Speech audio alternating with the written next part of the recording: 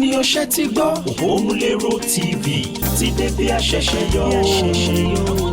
Sórí ilé-iṣẹ́ tẹlifíṣàn ìpínlẹ̀ Èkó LTV 8 pẹ̀lú ọ̀kan òjọ̀kan ètò Yorùbá alárinrin.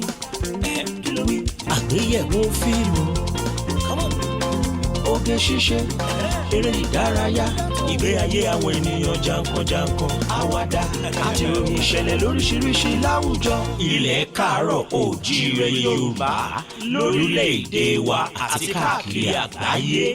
Ẹ darapọ̀ mọ́ wa ní ọjọ́jọ́ Sátidé ní dédé aago 9 sí aago 10 ní àṣálẹ́ ní ilé-iṣẹ́ tẹlifíṣàn ìpínlẹ̀ Èkó Lagos Weekend Television Òpómúléró TV.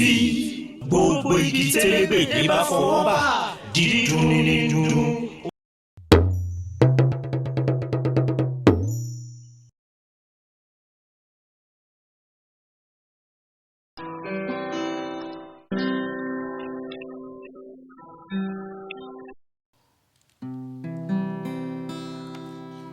Òpómúléró balẹ̀ bí ọ̀wàrà òjò. Pàjùbà kan ra bàtà tó tọ́lẹ̀ aláyọ̀ òrò. Ẹ káàbọ̀ sórí àwọn Báńkọ́bí ètò ayé wa dùn gidi gan. Ètò ọ̀kan ọ̀jọ̀kan lórí amóhùnmáwòrán wa. Ẹ̀kọ́ àṣà ìṣaralóge ìdárayá o. Ìròyìn ìṣẹ̀lẹ̀ àgbọ̀túngbọ̀ láti ilẹ̀ Yorùbá lókè òkun o. Ẹkú kalẹ̀ ságolé Òpómúléró. Bàbá, màmá, bọ̀dá wa, sísá wa, ẹ̀yin ọmọdé ilé, ẹkú ìkàlẹ̀ níbẹ̀ hùn. Túndé Kèlání lóníkà kí gbogbo yìí pé o. Ayé wa dùn gidi gan. Òpómúléró TV lóníkà kí gbogbo yìí o. Ayé wa aládùn àlóyìn gidi gan.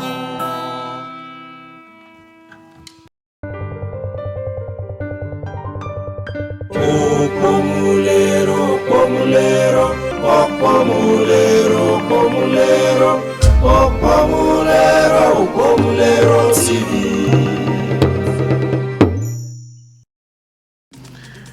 Ẹ káàbọ̀ sí Òpómúléró TV. Orúkọ tèmi ni Bọ́láńlé Bámidélé. Lórí Òpómúléró TV ẹ ó máa jàǹfààní àwọn ojúlówó èdè Yorùbá tí a gbé kalẹ̀ ní ìlànà òde òní fún ìgbádùn yín. Bá a ti ń dá ara wa lárayá bẹ́ẹ̀ la ó tún máa bu omi ọgbọ́n mu. Lónìí omi ń bẹ lámù, omi sì ń bẹ látọ́ pẹ̀lú. Nítorí náà ẹ jẹ́ ká bẹ̀rẹ̀ pẹ̀lú àkójọpọ̀ àwọn ìròyìn láti àwọn ìpínlẹ̀ Yorùbá tí Dawn Commission ṣe ìtanijí fún. Ó yá o, pẹ̀lú Tolúwanímí Ìbíkúnlé.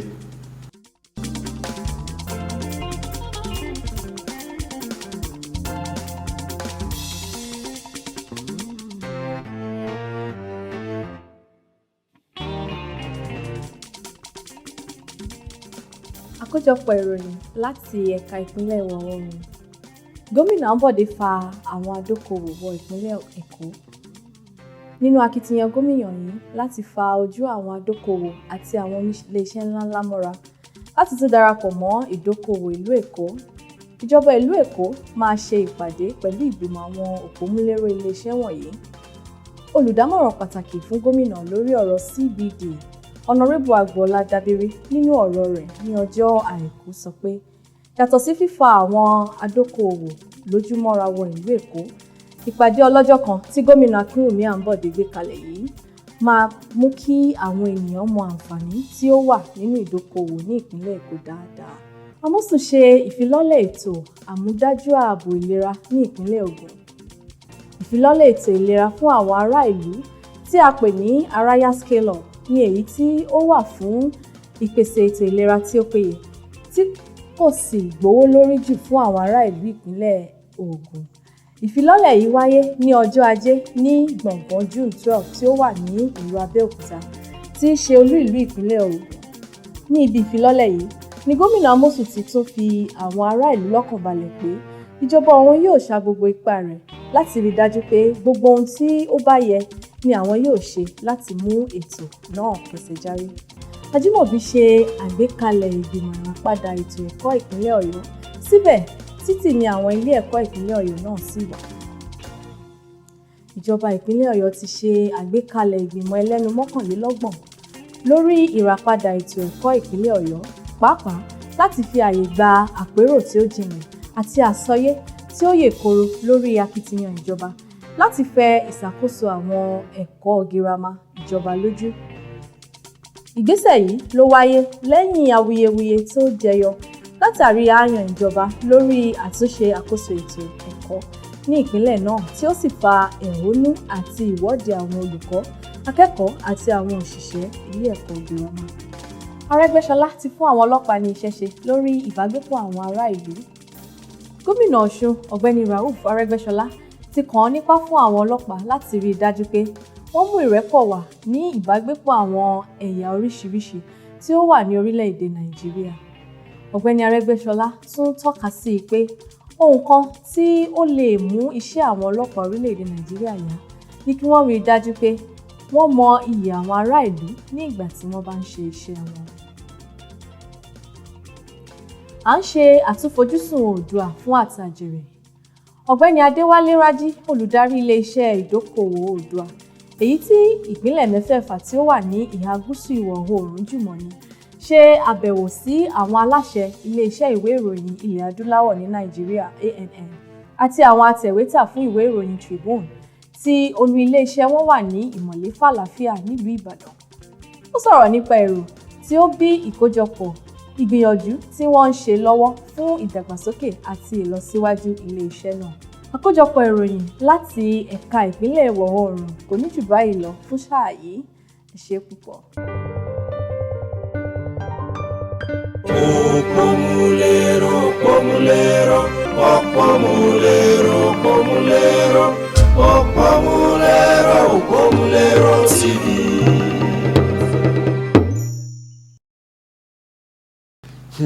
Ó ṣe gan-an ni Tolúwanímí Ìbíkúnlé. Wàyí o, à ń tẹ̀síwájú níbi tá a roko tì sí lórí àfihàn fíìmù Arúgbá, ṣùgbọ́n ṣáájú yẹn ẹ jẹ́ ká kọ́kọ́ gbádùn ìfọ̀rọ̀jomitoro ọ̀rọ̀ pẹ̀lú Peter Bádéjọ àti Àbísọ́lá Òjó. Ẹ ṣé ọ̀gá Peter, ẹ jẹ́ ká wá sọ̀rọ̀ nípa fíìmù Arúgbá.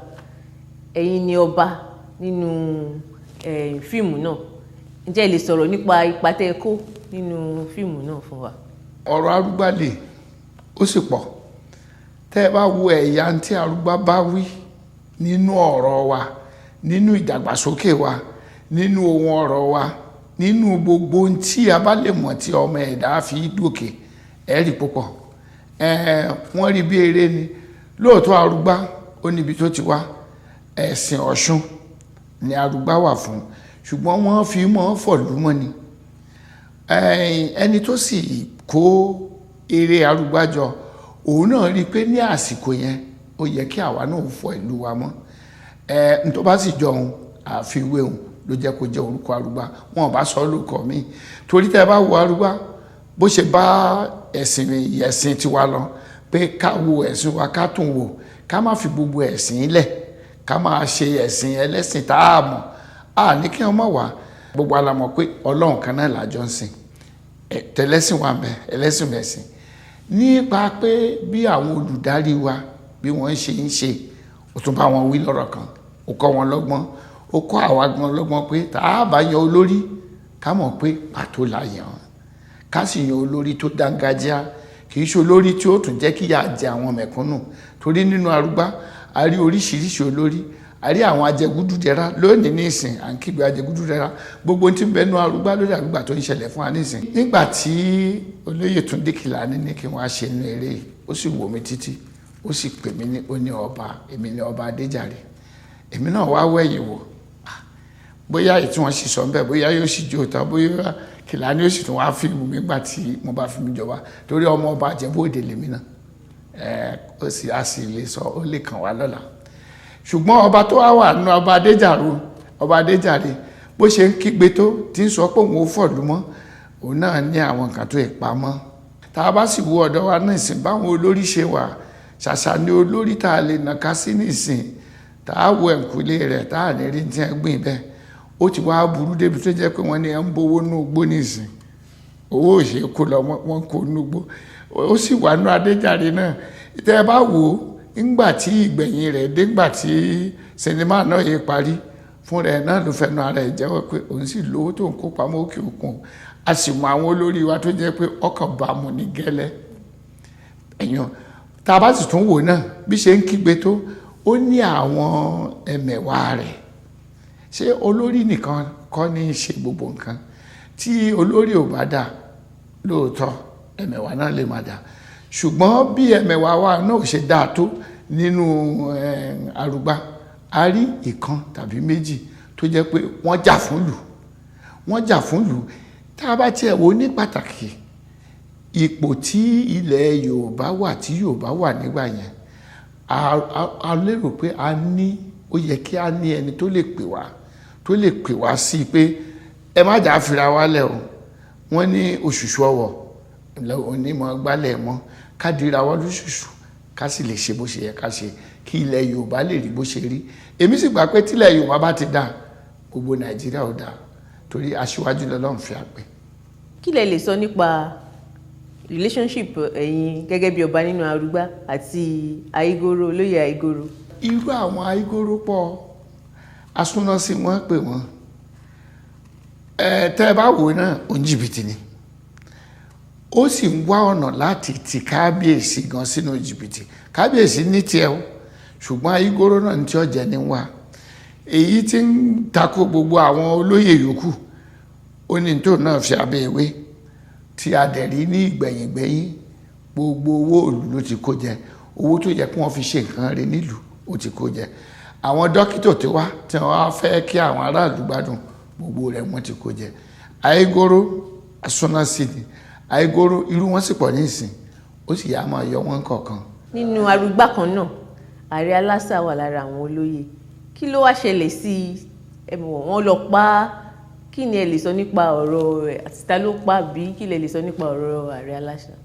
Ààrẹ Aláṣà ó jẹ́ kan nínú àwọn olóyè torí pé ibi tí ìlú ń lọ ò tòrò nínú eré yẹn ó pẹ́ tá a ti ṣe díẹ̀ báyìí yóò tó nǹkan bí 2008 gbogbo tí wọ́n sì ń sọ nísìn àṣẹ kékeré la rí wọ́n ní ìyà ń jẹ ìlú àwọn olóyè sì ń sanra ara àwọn nǹkan tí àwọn olóyè wọ̀nyẹn ń sọ ńgbà yẹn nìyẹn bàbá wo ní ìsìn ẹ wo iye owó tí ẹni ẹ ń kó pamọ́ bàbá tí ẹ wo èmi ò mọ iye odò tí ń jẹ́ trillion bọ̀bí wọ́n ṣe ń kó bílíọ̀n ní ń kó trillion kí la ti fẹ́ ṣe gbogbo ẹ̀ láti ti rí nínú Arúgbá ṣùgbọ́n àwọn èèyàn ò kọ́gbọ́n tó ń bẹ̀ irú eré yìí ló yẹ kí ìjọba ó sanwó fún kó jẹ́ wípé n tí ó wà ní ilé gbogbo iléèwé àwọn ọmọ wa ni tí wọ́n ó máa wò ní ọ̀sọ̀ọ̀sẹ̀ tí ìbá ṣojoojúmọ́ torí ẹ̀kọ́ tó pọ̀ ńbẹ̀ ẹ̀kọ́ wà ńbẹ̀ tí ọmọdé lè kọ́ ẹ̀kọ́ wà ńbẹ̀ tí àgbàlagbà lè kọ́ ẹ̀kọ́ wà ńbẹ̀ tó yẹ kí àwọn olóyè wa náà kọ́ ọ̀rọ̀ ẹ̀wọ̀n lábẹ́rẹ́ nísìn kí ló sì fa gbogbo ẹ̀ àìgbọràn náà ni kọ́nà ó bá wa tó. kí ni ìmọ̀ràn tẹ́ ní fún àwọn èwe àwọn ọ̀dọ́ tí wọ́n ń bọ̀ lẹ́yìn tí wọ́n fẹ́ máa jó wọ́n fẹ́ máa ṣeré nǹkan tó ṣàwò wọ́n láti máa ṣe nìyẹn kí ni ìmọ̀ràn tẹ́ ní fún wọn? bí mo ṣe sọ níbẹ̀rẹ̀ orí ló mọṣẹ́ àṣelà kò sí iṣẹ́ téèyàn bá mọ̀ ń ṣe nísìn téèyàn bá kọjú sí téèyàn sì ṣe dáadáa yóò gbé ijó jíjó a máa gbé yàn eré ṣíṣe lórí ìtàgé àti rí oríṣiríṣi ẹwà àwọn ní eré àfẹsẹ̀gbá náà ibẹ̀ láti rí àwọn Ṣẹ́gun Ọdẹ́gbàmí wọ́n sì kù lẹ́yìn kí wọ́n ó múra síṣẹ́ kí wọ́n ó sì gbọ́ràn kí wọ́n má sì fi ìwà jọ àwọn ajẹgúdújẹrá. Ọ̀gá Peter lákòótán nílùú yìí a ti ní sùúrù a ti gbàdúrà kí ló tún kù tá a wá lè ṣe kí ìlú ilé lọ síwájú. tí ẹ rí ngbà míì ọ̀rọ̀ a máa tí ebi oríṣiríṣi ebi ní mọ́ pààyàn ìgbà míì àdúrà ìran tó wà nílẹ̀ èdè tí èèyàn bá sì gbọ́ òní ẹ mọ̀ fọ̀ fún tẹ́ ẹ bá wò ní ìsúná àwọn ajẹgúdújẹrá wa yìí tí wọ́n bá gbé bíbélì fún ọ tí wọ́n gbé kùránù fún ọ gbangba ni wọ́n gbé dání wọ́n sì mọ̀ parọ́ ṣùgbọ́n ẹ fún ọ lómi ìṣàngómù kíákíá àwọn ó sòótọ́ òun ló fà tó jẹ́ pé ó yẹ ká máa fi pè díẹ̀díẹ̀ kún ọ̀rọ̀ wọn Ọlọ́run ní í ṣe alélé pé. Pomulero, pomulero, pomulero, pomulero, pomulero.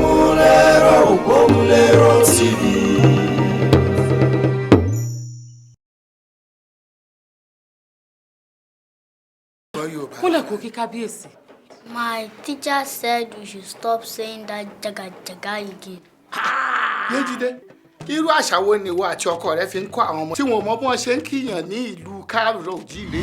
Ṣé tòótọ́ ni pé àwọn jàǹdùkú lọ káàrẹ̀ lásàmọ́lé tí wọ́n sì lù pa? Àwọn tó lọ pa aláṣà ìṣe jàǹdùkú adigunjalè pọ́nbélé ni wọ́n. Báwo lẹ́yìn ṣe mọ̀ pé àwọn adigunjalè náà pa lásà nígbà tẹ́ ẹ̀ tí ṣèwádìí kankan nípa ìṣẹ̀lẹ̀ náà? Ṣé èmi máa bá àwọn agbófinró ṣiṣẹ́ wọn nítorí aláṣà kú kémi má wàá ṣiṣẹ́ ìlú mọ́? Kábíyèsí, ọ̀rọ̀ ìlú tí wàá fẹ́ di kó lórí torí ẹ̀ mú. Àwọn oníṣègùn òyìnbó láti orílẹ̀ ni mo wá mú bá yín kábíyèsí. Ṣé ara yín ni arábìnrin yìí náà? Bẹ́ẹ̀ ni kábíyèsí, ògbóǹtarìgì onímọ̀ nínú àjàkálẹ̀ àrùn tó ń da gbogbo ayé láàmú ní gbogbo wọn. Ẹ ṣeun. Kábíyèsí, arákùnrin tó wà lẹ́gbẹ̀ẹ́ mi òun ni dókítà Àdìgún. kábíyèsí Ọba ń kí yín, ẹ káàbọ̀. kábíyèsí Ọba ń kí yín. Kábíyèsí, arábìnrin tó jókòó sí ẹ̀gbẹ́ yìí òun ni dókítà Ìtìọlá. Kábíyèsí o. Ọba ń kí yín. Súnmọ́ mi. Ẹ súnmọ́ kábíyèsí. Ẹ wá kí mi. Wọ́n ní kẹ́ wá káwọn, wọ́n ní ẹ súnmọ́ wọn, ẹ súnmọ́ wọn. Kábíyèsí o. Súnmọ́ mi wá kí mi dáadáa. Súnmọ́ kábíyèsí. Wọ́n ní kó súnmọ́ wọn, wọ́n ní kó súnmọ́ wọn. Súnmọ́ kábíyèsí. Súnmọ́ wọn. Ṣé wípé dókítà ni ọmọ tó dáa báyìí? Bẹ́ẹ̀ni kábíyèsí. Ẹ ráyé. Dókítà Àtàndá, ṣé ilé ọkọ ni ọmọ yìí wà àbí kó kúkú máa bá wa gbé láàfin? Ẹni oúnjẹ àná. Kábíyèsí, ẹja máa bá ṣe lọ. Ó dáa, ẹ máa bẹ́tò yín lọ. Ẹ ṣé kábíyèsí, arákùnrin tó jókòó tì lẹ́gbẹ̀ẹ́ òun ni dókítà Sùmọ́nù. kábíyèsí Ọba ẹ káàbọ̀. Ẹ kú rìn. Ẹ ṣeun púpọ̀ kábíyèsí. Ẹ káàbọ̀. Jókòó. Ẹ ṣeun. Ní báyìí, a ti ṣetán láti darapọ̀ pẹ̀lú yín nílùú yìí láti ràn yín lọ́wọ́ nípa gbígbógun ti àìsàn onígbá púpọ̀ yìí tí ó ń da gbogbo ayé láàmú. Kì í ṣe onígbá méjì o. Ìrànlọ́wọ́ tí a wá ṣe fún yín ó pín sí ọ̀nà mẹ́ta kábíyèsí. A máa ṣe ìdánilẹ́kọ̀ọ́ lórí bí a ṣe lè kó àrùn yìí, bí a ṣe máa mọ̀ tí a bá ti kó, àti bí a ṣe lè ṣe ìtọ́jú àwọn tó ti kó àrùn yìí. Kí ni a lè ṣe láti ràn yín lọ́wọ́? Ìfọwọ́sowọ́pọ̀ yìí ni a fẹ́ kábíyèsí. A dẹ̀ tún fẹ́ ilé láti fi ṣe ilé ìwòsàn. Ní àfikún kábíyèsí, a fẹ́ ìfọwọ́sowọ́pọ̀ àwọn aráàlú láti máa wá fún ìdánilẹ́kọ̀ọ́ tí a máa ṣe fún wọn àti fún àyẹ̀wò ẹ̀jẹ̀ tó ṣe pàtàkì àti ìtọ́jú gbogbo àwọn tó bá ti ṣe àgbákò àìsàn yìí fún ìtọ́jú wọn tó péye. Gbogbo nǹkan tó kù ta fẹ́ lò fún ìdánilẹ́kọ̀ọ́ yìí ni àjọ elétò ìlera àgbáyé ti pèsè fún wa kábíyèsí. Wọ́n mà ṣe wọn. Nípa ilé tí ẹ fẹ́, màá ní kí Ayégoro mú yín káàkiri ìlú. Gbogbo ibi tí ó bá ti wù yín ni kí ẹ sọ fún wa. kábíyèsí o.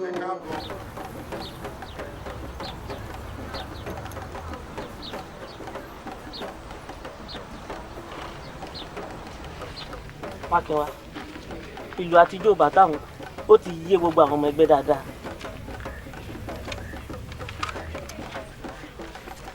Báwo ni ìyẹn ṣe lè máa ka ìwé tí ò ní sí àwòrán kankan bẹ́ẹ̀?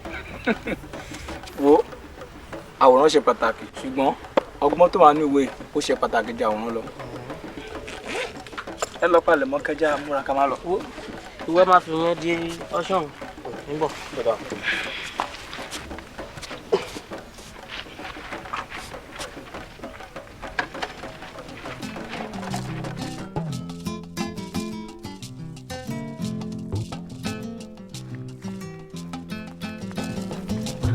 Ó yá já lọ.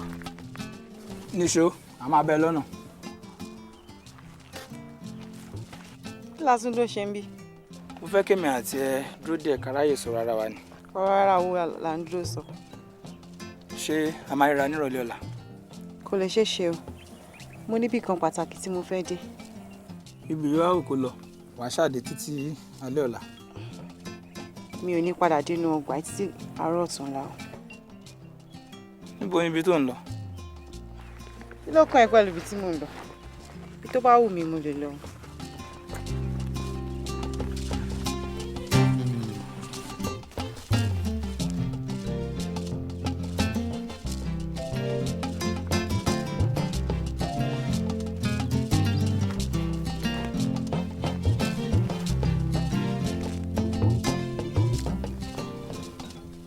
dìde jẹ́ ká lọ.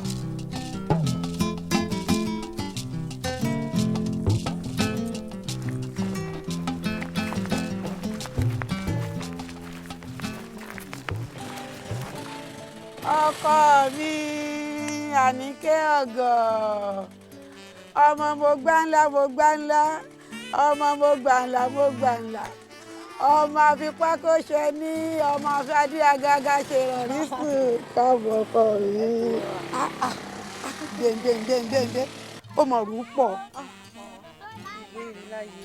ó sì ṣàṣeyọrí lágbára Ọlọ́run ṣé ò ṣáàsì kò burú ìyá àtún mo ń bọ̀ ẹ lẹ́kùṣẹ́ sóńsóńsóńsóńsó.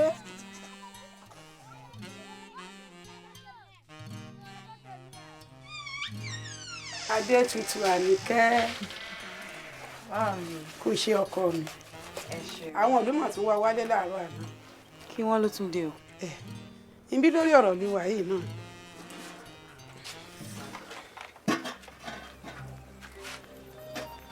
Àníkẹ́ àwọn ìlú fẹ́ mọ̀ bóyá o ṣe tán tó tùrùgbá lọ́dún yìí. kí ló ń dara wọn láàmú sí ṣé bí mo ti sọ fún kábíyèsí pé mo ṣe tán. ń bó mọ̀rọ̀ olúwa yìí àwọn ìlú fẹ́ rí àrídájú. àrídájú kí iná tún fẹ́ rí èmi mú mọ́ra mi. lọ́rọ̀ kan ṣá wọ́n ní ó yọjú sáàfin tó bá dé. mi ò lérò pé èmi ò yọjú sáàfin lọ́tẹ̀ yìí èmi ò torí ìlú wá sílé torí ohun tí mo ṣe wá ni mo ti sọ fún yín lẹ́ẹ̀kan. ọkọ mi ọdún ìmọ̀ ti sọ wọ́n létàn. báwo mo mọ̀. ẹ kúrò ọ̀lẹ́ o Bọ́lá ti tó. ká nìyẹn. èmi ni o. Adétutù. kí ló ṣe. ó rẹ̀ díẹ̀ ni kò dẹ̀ jẹun. fún jẹun wá fún mi kí n fún bí ayé ìgbà lẹ́yìn. kò ní ìgbà kò jẹun kò dẹ̀ yé yàgbẹ́ òun náà ò rí bó ṣe kù. àwọn ṣe ló yọ ọmọ ilé mi oògùn ló ti wá lọ fún báyìí. ó fẹ́ má sí oògùn tí yóò sì lò fún ṣùgbọ́n gbogbo ẹ̀ pàbó náà ni ó gbẹ́gbúrú náà ní ṣá. àfi káyà ti wá ọ̀nà ká gbé lọ sí ilé ìwòsàn o àmọ́ kó tiẹ̀ tó dìgbà ọ̀nà tí ká kọ́kọ́ wá ìtọ́jú ìkéré kan ṣe fún lábẹ́lẹ̀ ṣé olómi tó ti ṣètò sí mọ́. omi sísè wà. tómi bá ti gbẹ lára ọmọ n ta máa kọ́kọ́ ṣe fún wọn ni àwọn olóyìnbó oníṣègùn ń pè ní oral rehydration therapy ORT. a bu omi tó lè kún ìgò ọtí kan sínú ife inú omi yìí ni a ó fi kóró ṣúgà 5 sí pẹ̀lú iyọ̀ ṣíbí kékeré kan. a rò pọ̀ a sì fi sọmọ lẹ́nu ó tán. ó tán. lẹ́yìn tá a bá ti fún ọmọ tán gbogbo omi tó ti ṣòfò lára ọmọ nípasẹ̀ ìgbẹ́ tó ń yà àti ohun mìíràn tó ń ṣe gbogbo rẹ̀ ni omi yìí á dá padà sí lára lọ́gán. lẹ́yìn èyí ilé ìwòsàn ló kù.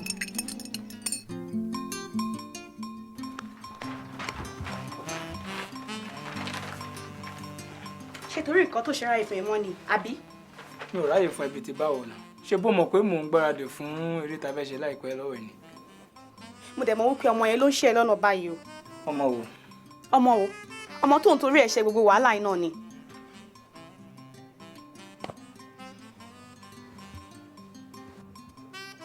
ṣé ọmọ aráyè wá sí tẹ́tà lọ́jọ́ tá a fẹ́ ṣeré. láti wá ṣe kíni. láti wá wo èmi àtọmọ tó ń sọ náà ní kó mẹ́ tó ń ṣe ra wọn lọ́nà. wo nǹkan tó bá wù ẹ́ gangan ni kò ṣe ṣùgbọ́n má lérò wípé o máa rí mi níbẹ̀ tó bá dẹ̀ kọ̀ tó jáwọ́ lọ́rọ̀ ọmọ yẹn má lérò pé o máa rí mi pẹ̀lú ẹ̀ mọ́ ṣé o ti gbọ́.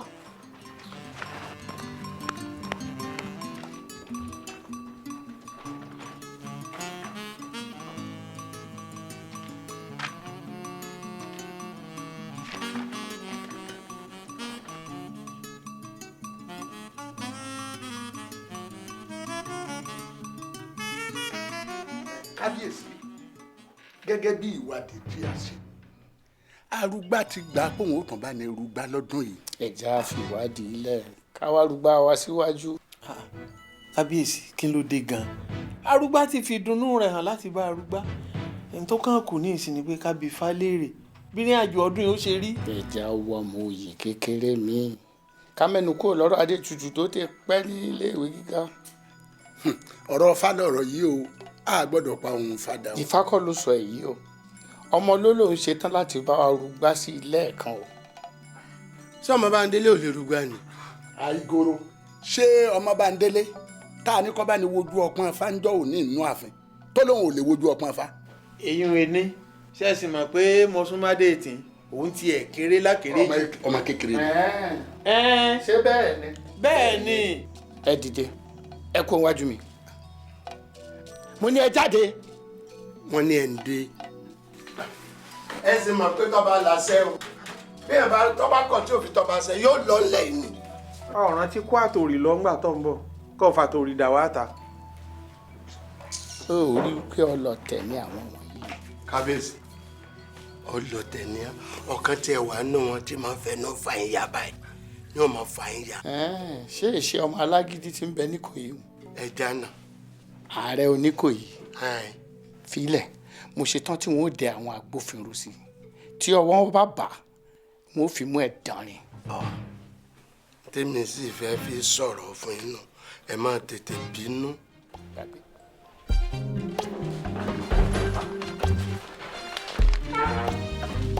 Gbá.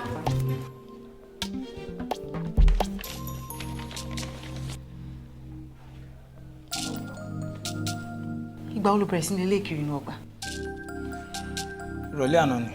Ẹ jọ̀ọ́ ẹ má bínú má kí o sọ fún mi pé irú nǹkan báyìí ló ní lọ́kàn. Adétutù nǹkan kí nǹkan tí ò bá ṣẹlẹ̀ ó yẹ kó fi tó wa létí ná. a ti sọ nínú ẹgbọ́n pé a fi àyè gba ọkùnrin kankan. a dẹ̀ ti ṣèkìlọ̀ wípé ẹnikẹ́ni ò gbọ́dọ̀ gbìyànjú láti pe ọkùnrin wọnú ẹgbẹ́. kí ló wá dé. ẹ dúró náà mi ò sọ pé mo fẹ́ gbé ọkùnrin wọnú ẹgbẹ́ o mi ò sọ pé mo fẹ́ kúrò nínú ẹgbẹ́ òfin ẹgbẹ́ ò sì sọ wípé ẹni tó bá fẹ́ ṣeré ìta ò lè ṣeré ìta. ṣé nǹkan tó fẹ́ sọ sọ̀rọ̀ yìí. kí lẹ fẹ́ kí n sọ mo sọ pé kẹ́ má bínú ẹni tó bá fẹ́ ṣerú ẹ̀ ó lè lọ ṣerú ẹ̀. ẹ jẹ́ àlọ́. ìwọ kí ló tó sọ fún mi kó tó bẹ̀rẹ̀ sí ní lélẹ̀ kiri. ọkàn mi fò ní. bó ló wá ń lọ. fẹ́ lọ bá àwọn ọ̀rẹ́ mi. a máa ti parí ọ̀rọ̀ wa.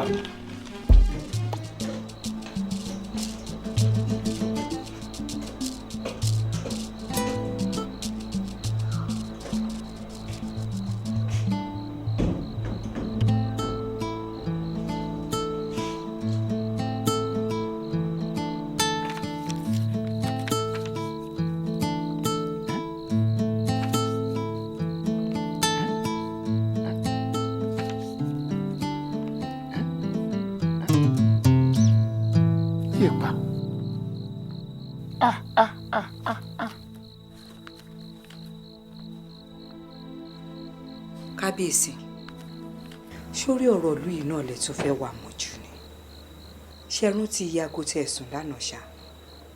ọ̀rọ̀ ìlú yìí ń fẹ́ àmójútó gidigidi tí a ò bá ṣe dáadáa kò sí ẹni tí ó tún lè ṣe. tó bá wá jẹ́ bẹ́ẹ̀ ẹ ṣe èèyàn kan nínú àwọn olóyè yìí kán bá yín mójútó kẹ́yìn lè rí bí sinmi díẹ̀. èwo ló ṣe é fọkàn tán nù wọn pẹ̀lú iṣẹ́ ìlú ó lè ní gbogbo wọn. mo kí ẹ kú oríire èsì àyẹ̀wò ẹ̀jẹ̀ rẹ dára púpọ̀ àmọ́ o wàá gbìyànjú kí o wà ní ipò tí o wà yìí títí láéláé. ìyẹn ò ní rárá fún mi gẹ́gẹ́ bí arúgbá. ṣùgbọ́n wàá máa wá fún àyẹ̀wò ẹ̀jẹ̀ ní oṣù mẹ́ta. ṣé ìyẹn tún pọn dandan ni.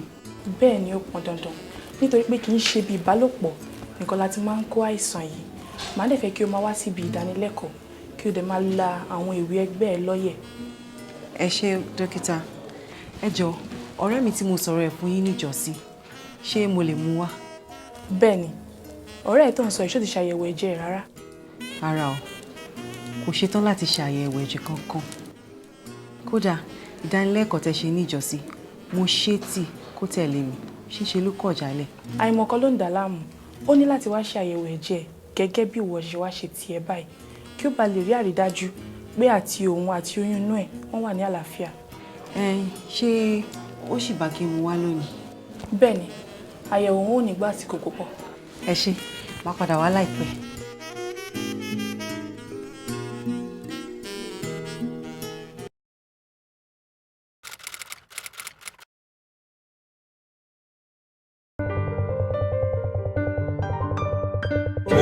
Pomulero, pomulero, pomulero, pomulero, pomulero, pomulero TV.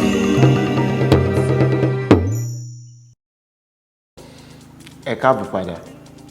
Ní báyìí, ìtàn Yèyé Ọ̀ṣun lọ́pọ̀ ètò wa sún kan. Ìwàlẹ́wà Ọlọ́runyọmí tí í ṣe akẹ́kọ̀ọ́ classics ní ilé ẹ̀kọ́ gíga Yunifásítì Ìbàdàn ti wà níkàlẹ̀ o. Ó ti ṣe tán láti sọ fún wa bí ti Ọ̀ṣun ṣe jẹ́ láàrin àwọn orúmọlẹ̀ tó kù. Ní kété tá a bá sì ti gbádùn ìtàn Yèyé Ọ̀ṣun tán, Àyọ̀ká ń kọrin yóò tẹ̀lé. Àánú Ọlárẹ̀wájú tí òun náà jẹ́ akẹ́kọ̀ọ́ gboyè ọ̀mọ̀wé tí àwọn olóyìnbó ń pè ní PhD lọ́wọ́lọ́wọ́ báyìí nínú ìmọ̀ ìṣirò tí a mọ̀ sí mathematics ní Yunifásítì Ìlọrin yóò forin dá wa lárayá. Àgbà irúnmọlẹ̀ ni Ọ̀ṣun jẹ́, ó rọ̀ láti òde ọ̀run ni. Àwọn àgbà babaláwo sọ pé bí ó tilẹ̀ jẹ́ pé mẹ́rìndínlógún ni àwọn irúnmọlẹ̀ gbogbo ń bá Ọ̀rúnmìlà rọ̀ láti òde ọ̀run sílé ayé, àwọn mẹ́tàdínlógún ni ìsọ̀rí tí Ọ̀ṣun bá rọ̀, àti pé Ọ̀ṣun nìkan ni obìnrin láàrin gbogbo wọn. Irínwó òrìṣà kò dé Ilé Ifẹ̀ gẹ́gẹ́ bí ọ̀kan, wọ́n dé pọ̀ ni. Àwọn tí ó dé pọ̀ jẹ́ mẹ́tàdínlógún òrìṣà tí ó sì jẹ́ pé Ọ̀ṣun ni ó jẹ́ obìnrin láàrin wọn. Àwọn mẹ́rìndínlógún òrìṣà ọkùnrin kò jẹ́ kí Ọ̀ṣun ṣe nínú iṣẹ́ tí àwọn ṣe. Wọ́n sọ di èrò ẹ̀yìn, wọ́n sì dé mọ́lé ṣe ẹrú sí àwọn ẹgbẹ́ rẹ̀. Àmọ́ búburú bẹ̀rẹ̀ sí í ṣẹlẹ̀ ní Ilé Ifẹ̀ àtijọ́, òjò rọ̀, ìyàn àti ìdààmú kún ìlú. Àwọn òrìṣà ronú, wọ́n bá rán Ifá lọ bá Olódùmarè, olórí àwọn òrìṣà, láti mọ ìdí ìṣòro wọn. Nígbà tí Ifá dé ọ̀dọ̀ Olódùmarè, olórí àwọn òrìṣà, Olódùmarè béèrè bóyá Ọ̀ṣun kópa nínú gbogbo iṣẹ́ tí wọ́n ń ṣe. Ifá dáhùn, ó ní wípé nítorí Ọ̀ṣun jẹ́ obìnrin, àwọn ò jẹ́ kí ó ṣe iṣẹ́ ni àwọn dé mọ́lé. Olódùmarè sọ fún wọn wípé nǹkan tí ó fa ìṣòro wọn gan-an nìyẹn. Ó wá sọ fún wọn, ó ní kí wọ́n máa jẹ́ kí Ọ̀ṣun ṣe nínú iṣẹ́ wọn, àti wípé kí wọ́n lọ sí iwájú ẹ̀, kí wọ́n kúnlẹ̀, kí wọ́n sì tọrọ ìdáríjì lọ́wọ́ ẹ̀. Nígbà tí Ifá dé ayé, ó jíṣẹ́ fún àwọn ẹlẹgbẹ́ ẹ̀. Àwọn ẹlẹgbẹ́ ẹ̀ wọ́n sì kúnlẹ̀, wọ́n lọ síwájú Ọ̀ṣun, wọ́n ní ẹ jẹ́ ká kúnlẹ̀ fún obìnrin, obìnrin ló bí wa ká tó dé ènìyàn. Ọ̀ṣun jẹ́ àmì tí ó dúró fún agbára àti iyì obìnrin. Ó dúró fún ìfẹ́, ìgbé ayé àwọn obìnrin àti àṣírí agbára àwọn obìnrin. Nígbà tí Ọ̀ṣun parí iṣẹ́ rẹ̀ ní ayé, ó wọ inú ilẹ̀ lọ, ó sì di odò Ọ̀ṣun. A máa ń júbà Ọ̀ṣun lọ́dọọdún ní oríṣi ìlú tí ó wà ní etí odò Ọ̀ṣun. Èyí tí ó gbayì jù ní Òṣogbo, níbi tí ọdún Ọ̀ṣun ti di ọdún àgbáyé tí a máa ń ṣe ní oṣù kẹjọ lọ́dọọdún. Ẹ ṣé púpọ̀.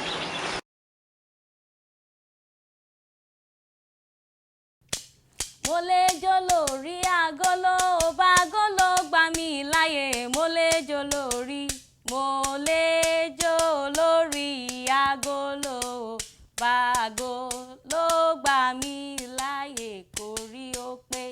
Mo lè jó lórí agolo, bá agolo gbà mí láyè. Mo lè jó lórí o, mo lè jó lórí agolo, bá agolo ló gbà mí láyè kórí ó pé. Kíkú má pàyà ọkọ mi, oko lè bá mi gbé ìbejì. Kíkú má pàyà o, kíkú má pàyà ọkọ mi o, kò lè bá mi gbé ìbejì kórí ó pé. Èmi mo níyà ọkọ mi, òbò ohun mi máa kàn lẹ́sẹ̀. Èmi mo níyà o, èmi mo níyà ọkọ mi o, bóun mi máa kàn lẹ́sẹ̀ kórí ó pé. Ọlọ́pàá Èkó lọkọ mi o, ẹni bá nà mí dáràn. Ọlọ́pàá Èkó, ọlọ́pàá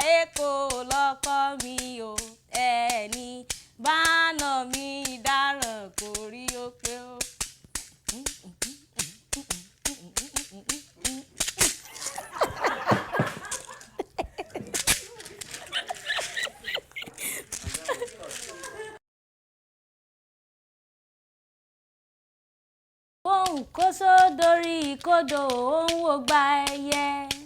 Ìkóhùn kóso dorí ìkodò wọ́n ń wò gba ẹyẹ. A sọ̀rọ̀ ẹ̀yìn má ṣe bá ọ gbọ́ àgbélé gbọ́. A sọ̀rọ̀ ẹ̀yìn má ṣe bá ọ gbọ́ àgbélé gbọ́ o. Ìkóhùn kóso dorí ìkodò wọ́n ń wò gba ẹyẹ. Ìkóhùn kóso dorí ìkodò wọ́n ń wò gba ẹyẹ. Ìkóhùn kóso dorí ìkodò wọ́n ń wò gba ẹyẹ. A sọ̀rọ̀ ẹ̀yìn má ṣe bá ọ gbọ́ àgbélé gbọ́. A sọ̀rọ̀ ẹ̀yìn má ṣe bá ọ gbọ́ àgbélé gbọ́ o. Ìkóhùn kóso dorí ìkodò wọ́n ń wò gba ẹyẹ.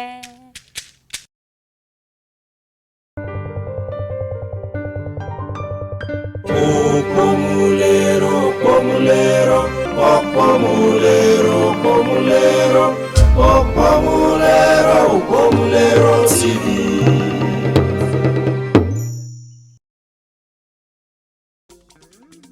Kò yé wọn, yóò yé wọn lọ́la. Ṣó ti yé yín báyìí? Mo mọ̀ dájú pé a ti gbádùn àwọn ètò ọlọ́kan-ò-jọ̀kan wọ̀nyẹn, a sì gbọ́dọ̀ tún ti kẹ́kọ̀ọ́ níbẹ̀ pẹ̀lú. Kò wá tí ì tán síbẹ̀ o. Ẹ wá nǹkan jókòó láti gbádùn what is education in Nigeria. Kí ni kókó ètò ẹ̀kọ́ gan-an ní orílẹ̀-èdè Nàìjíríà pẹ̀lú ọ̀jọ̀gbọ́n Sophie Olúwọlé. Ǹjẹ́ ẹ mọ̀ pé ẹni tó bá fi ọwọ́ yẹpẹrẹ mú èdè àti àṣà abínibí rẹ̀ ó dàbí ẹni pé àrùn gùn ni. Abọ́láńlé Bámidélé lórúkọ tèmi. Títí tá a tún pàdé lórí Òpómúléró TV. Ìpàdé wa bí oyin.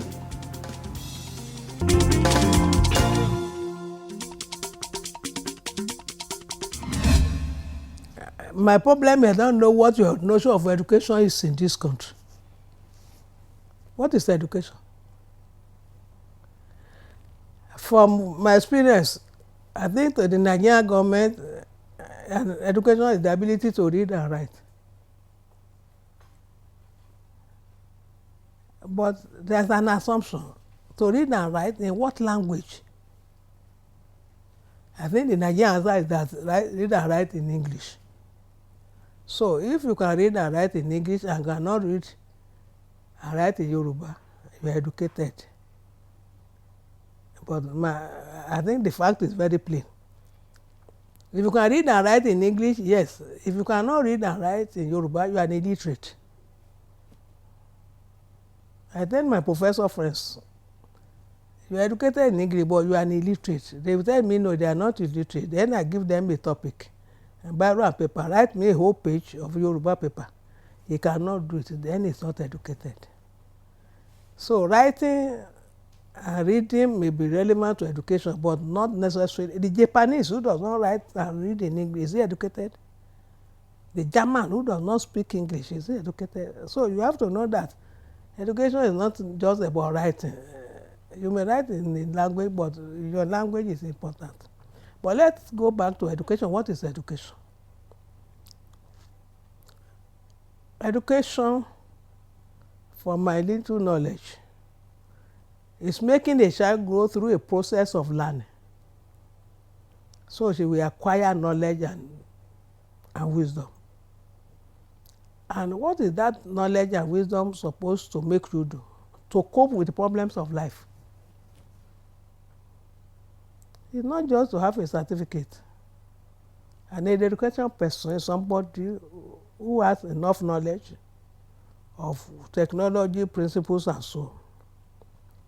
Now, the person wants to educate you. What is he giving to you? The knowledge he or she has. School was a latecomer. Education is from parents to children, from society. Yorùbá wọ́n ní ojú mẹ́rin ló mọ́mọ wáyé, ẹgbẹ̀rún ojú ò tó tọ́. Education is to be given by everybody, not just your parents. And your parents will speak their language to you. I was reading a research in Kenya by a white woman. She studied black children and white children and came up with the conclusion that white children are more brilliant than black children. But unfortunately for her, she started by saying that before these two children go to school at the age of 6, the African child is more knowledgeable than the white. Where did that child get the knowledge from? The education the mother give her. When you have a child, from the day you have your child, you are supposed to educate him. It's not in the school. Education does not start in the school. It starts from the home. So, a child that is born, you cannot leave him without anything until he becomes 6. He will be an idiot. But this lady who said that the black child was more brilliant than the white child, I have evidence for it. I was driving from Ibadan, stopped at a village, Ibafo. I wanted to buy a bottle of Coca-Cola. There was a very small girl there. And I asked her, I want a bottle of Coca, how much? She gave me a price higher than the normal price. Ṣé o lè ní ẹni kò ó ní kíni? Ó ní màá yọ owó ẹ̀ nínú ó ní kíni náà. That girl at last pé tí wọ́n bá fẹ́ tajà, wàá fowó sí ẹnìyàn á nà. The opportunity to make more money from you. Mo lókè, mo fún lówó, mo ní kó lọ ṣe ìjẹ wa. Ó dọ̀nà, ó ní ẹ̀jọ̀ mọ̀mọ́ ẹ̀ mọ́ ìtì ṣe o. Kí ló dé? Ó ní tẹ́ ẹ bá ṣe tí mi ò bá ní ṣe ìjì kan, ó ní kàtàkàtà mọ̀ ṣẹlẹ̀. Mo wá dúró, ó débẹ̀ kò rí ṣéǹjì. Ẹnìkan wá bọ̀ pé kí ló ṣe ẹ́? Ó ní ṣéǹjì ní ò pé. Ìyẹn ní owó agolo bíi mowó, ó nígbà tí n bá dà á pọ̀ tán ló máa yanjú ẹ̀ nígbà tí n bá gbowó yẹn. I was forced to ask her. Mo ní kíláàsì olówó, ó lóun ti bẹ̀rẹ̀ school. Ọmọ ọdún mélòó ni ọmọ ọdún 6? Gbogbo nǹkan tó ń bá mi sọ ó dẹ̀ ti kọ́ nílé. That is an educated child. But to test the white researcher in Kenya, to let her know that she made a conclusion. She said immediately the two children come to class, the child of the black will go down. Do you know why? Because the medium of education is English. So and I said, okay, let us put a white child and some white children and black children and teach them Yoruba. The boy will start getting 0. He doesn't know anything. The girl knows every word they say, but when I got to standard 1, I started to look for the English of a book, a table. I know that in my congregation. One of the tragedies of Africa today is that when you put a child in the school, if that child starts school at 6, she has learned some things in her language. But she go to school, she has to start learning ABC. She will drop. Kò gbọ́ nǹkan tẹ́ ẹ sọ. The time she should be building on education, she will start learning English. I'm not saying that I said that she should not learn English. But if you allow her to continue. A boy gave me a story in the north. He came for UCO in a secondary school and discovered that the Hausa boys were always failing. The medium of education was English. Though the boy discovered that there's a problem. It was an Hausa boy. He started teaching them in Hausa. After the first exam, they came first. The problem is that they didn't understand what they were being told in English. Now, there's one thing we have not declared. Learning English and teaching in English. Is it the same thing? English is a subject. But the language your teacher uses. The late Professor Fafunwa, may he rest in peace. He started the secondary school in Ife. And the means of instruction from Form 1 to Form 5 or 6 was Yoruba. I said when they took WAEC, they scored A1 in English. English is just one subject. The children will go to class when there's English and study English. But when they do geography, mathematics, and they use Yoruba to teach them, they score highly in all the subjects. They wrote the exam, but the difference I'm making is this. You go to school, English is a subject. You learn it, Abi. But the medium of teaching you is your native language. Will you understand it? The question I want to ask you, do you know any, I think I've raised that question. Tell me any nation in Europe that uses English to teach their children. The Germans, do they teach in English? The German children take English in school, but the medium of teaching, of explanation, of letting the children know what they know is their native language. So what I am saying is this. You go to English, you have mathematics, the teacher will teach you and go. You have geography, you have biology, chemistry. What we are saying, the teacher must use Yoruba to teach you all those disciplines. But you go to English, you must speak English and you take the exam in English. So the difference is that asking you to have English as a subject is different from saying using English to teach you all subjects. Because the explanations in your language will make you understand more. So let us go back. To educate a child is to make her have knowledge and wisdom. Knowledge and wisdom given to you in your language sticks better. You understand? That does not mean you should not take exam in English as a discipline. The question I'm asking you, Moremi Girls' School, the experiment was successful. The children did well in English. They did well in all disciplines because Yoruba was used. Why did we stop it? They are not doing it anymore. Why didn't we make sure that today, when you have secondary school, I'm not saying you should not read English books, but teacher to explain to you what this means. Let him use your language. That's my problem. We can speak English, but education is to transmit knowledge, wisdom, and capacity. Now, there's a fundamental question now. You have gone to the University of Lagos, BA Honours Philosophy. Please, what does it qualify you to do? BA Honours Philosophy. What does it qualify you to do? BSc Engineering. What does it qualify you to do? BSc Accounting. Let me tell you, when you do accounting at the University of Lagos, BSc, you are a clerk. When you go to Yaba College of Education and do BSc Accounting, you are an accountant. The universities are for learning theories, no practical. So when you go to the university and you have a certificate you are holding, the question is, what does it qualify you to do? So if I want to employ you, I want you to do something for me. What can you do? I have a friend, we were in the US together. He did the MSc Political Science. He wanted to wait and do PhD. So he went to the factory to work. They said he can come tomorrow. He came the next day. They gave him envelopes to fold. After one day, he went back. He said, I cannot do that job. They said, why? He said, I have MSc Political Science. What does it qualify you to do? Your children are out today with certificates. What can they do? They cannot service their car. They have certificates because they can memorize Plato and Karl Marx.